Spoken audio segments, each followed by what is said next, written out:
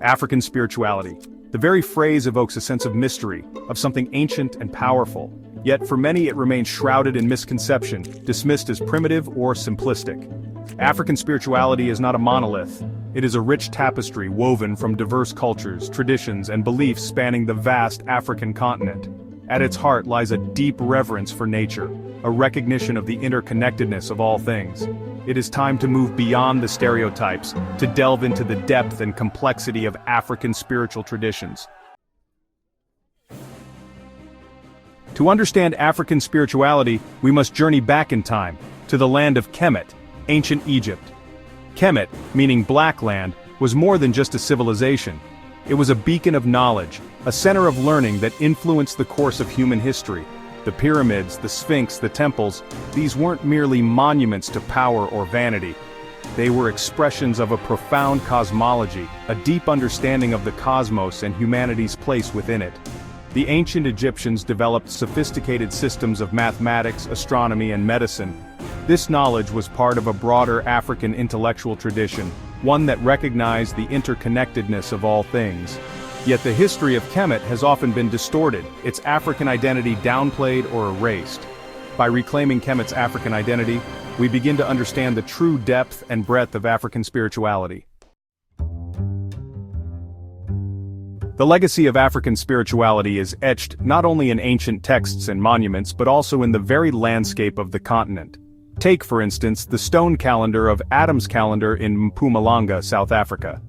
This ancient site, estimated to be over 75,000 years old, predates Stonehenge and the pyramids of Giza. The stones of Adam's Calendar are carefully aligned with the solstices and equinoxes, demonstrating an advanced understanding of astronomy and the cyclical nature of time. Across the continent we find similar examples of ancient wisdom encoded in stone, in song, in story. From the Dogon people of Mali, with their intricate knowledge of the Sirius star system, to the San Bushmen of southern Africa, with their profound understanding of the natural world.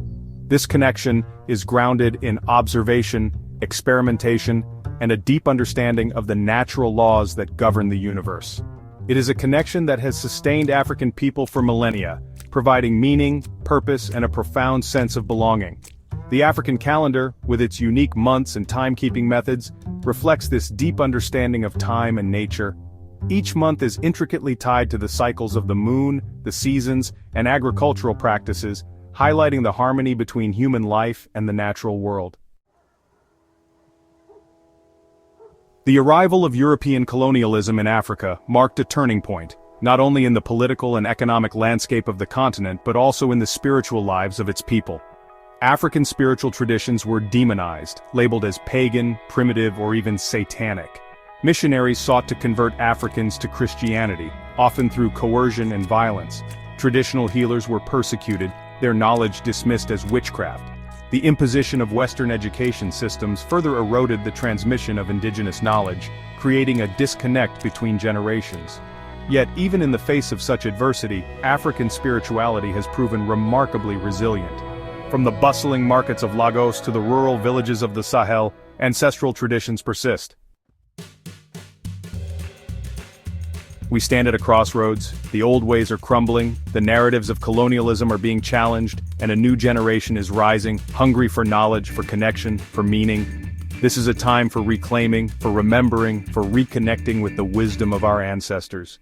It is a time to shed the shackles of mental colonization and embrace the fullness of our African heritage.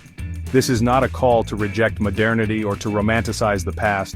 It is a call to honor the legacy that has been passed down to us, to learn from the wisdom of those who came before us.